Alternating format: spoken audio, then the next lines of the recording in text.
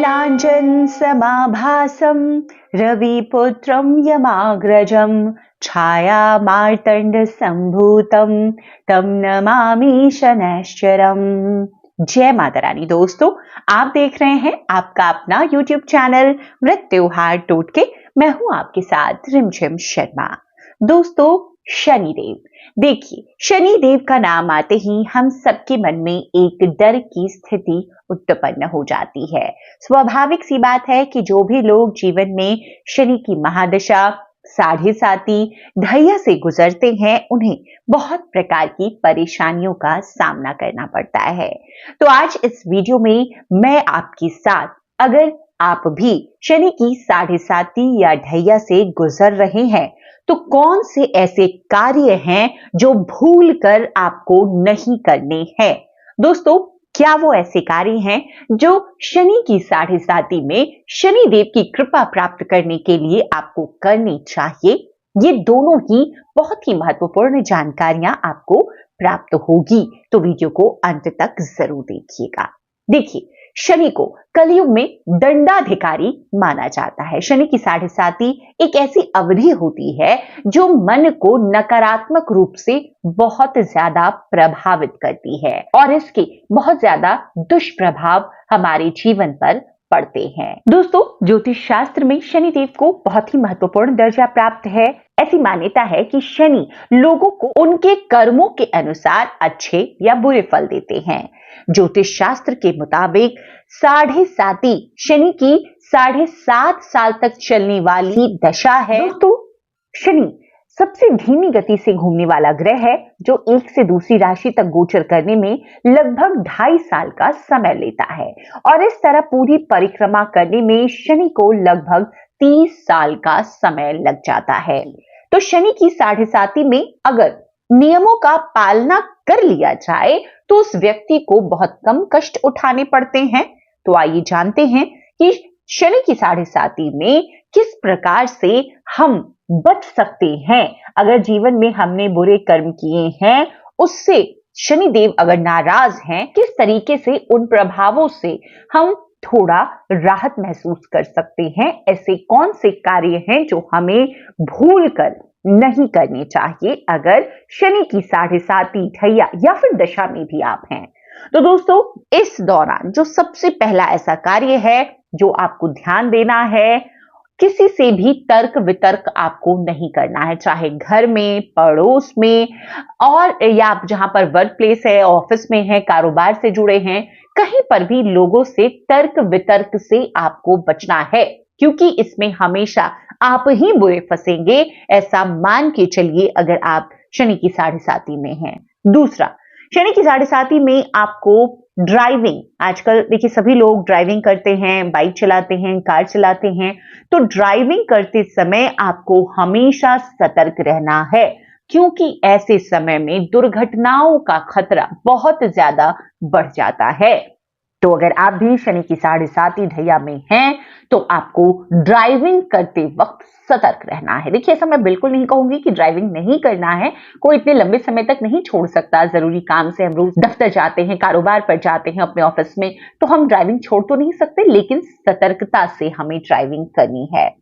इसके अलावा जो तीसरा कार्य है, रात्रि में यात्रा या अकेले यात्रा करने से भी ऐसे व्यक्तियों को बचना चाहिए। तो इस बात का भी आप ध्यान रखें, किसी न किसी व्यक्ति के साथ में अगर आप खासतौर पर रात्रि में यात्रा करते हैं या लंबी यात्रा पर जा रहे हैं, तो आप जाएं, अकेले यात्रा करने से बचें, क्योंकि ऐसे में भी किसी न किसी बुरी परिस्थिति में आप फंस सकते हैं, इसका खतरा बना रहता है। दोस्तों, अब चौथा वो कार्य, शनि की साढ़े साती के दौरान कानूनी विवाद में फंसने की संभावना ज्यादा रहती है। तो कहीं भी किसी भी व्यक्ति से इस प्रकार से वाद विवाद ना करें कि आपके ऊपर केस मुकदमा हो जाए, क्योंकि बहुत ज्यादा प्रबल संभावना हो जाती है आपके वहां पर फंसने की। तो आपको उन चीजों से भी सतर्क रहना है। अगली वो चीज, जिन भी लोगों पर शनि की साढ़े साती है, उन्हें शनिवार और मंगलवार के दिन ना तो शराब पीनी चाहिए और ना ही तामसिक भोजन करना चाहिए। तो ये पांचवा कार्य है जो आपको बहुत ध्यान देना है। इन चीजों से आपको बिल्कुल परहेज में रहना है। शनिवार और मंगलवार के दिन आपको काले रंग के कपड़े या चमड़े के सामान को खरीदने से भी बचना है। तो छठा कार्य ये है कि आपको काले रंग के कपड़े नहीं इस दिन खरीदने हैं, चमड़े के सामान इस दिन नहीं खरीदने हैं, इससे भी आपको बचना है। ध्यान रखेंगे। आठवीं वो चीज, किसी भी तरह के अवैध या गलत चीजों में, गलत लोगों के संगत में भी नहीं रहना है। किसी भी गलत गतिविधि में, कोई भी ऐसी रॉन्ग एक्टिविटी चल रही हो, वहां पर आपको संलग्न नहीं होना है। कुल मिलाकर आपको अपना चरित्र शनि की साढ़े साती में एकदम ठीक रखना होगा। अगर आप ऐसा नहीं करते हैं, किसी भी प्रकार से आपसे अनदेखी होती है, सतर्कता नहीं होती है, वहीं पर दंडाधिकारी जो शनिदेव हैं आपको सजा देंगे और आपको इसके बड़े नुकसान उठाने पड़ सकते हैं। तो इन बातों का, इन 8 चीजों का आपको जरूर ख्याल रखना है। अब दोस्तों शनि की साढ़े साती में है, आप ढैया में हैं, तो आपको कुछ ऐसे उपाय जरूर करने चाहिए इस बीच जिससे आप हमेशा राहत महसूस करें। देखिए, आपके किए की जो बुरे कर्म हैं, जो प्रारब्ध है, उसकी सजा तो मिलेगी, लेकिन उसमें भी आपको कहीं ना कहीं राहत दे देंगे शनिदेव अगर इन कार्यों को आप करते हैं। जैसे कि जिन भी लोगों पर शनि की साढ़े साती है, उन्हें किसी भी भिखारी, खास तौर पर किसी लोगों को जो कि गरीब हैं, दिव्यांग हैं, उनको शनिवार के दिन अन्न का दान जरूर करना चाहिए। शनिवार के दिन आपको दूसरा जो कार्य है, शनिदेव के जो मूल मंत्र है, जो कि मैंने शुरू में आपके साथ शेयर किया, नीलांजन समाभासम रविपुत्रम यमाग्रजम छाया मार्तंड संभूतम तम नमामि शनैश्चरम।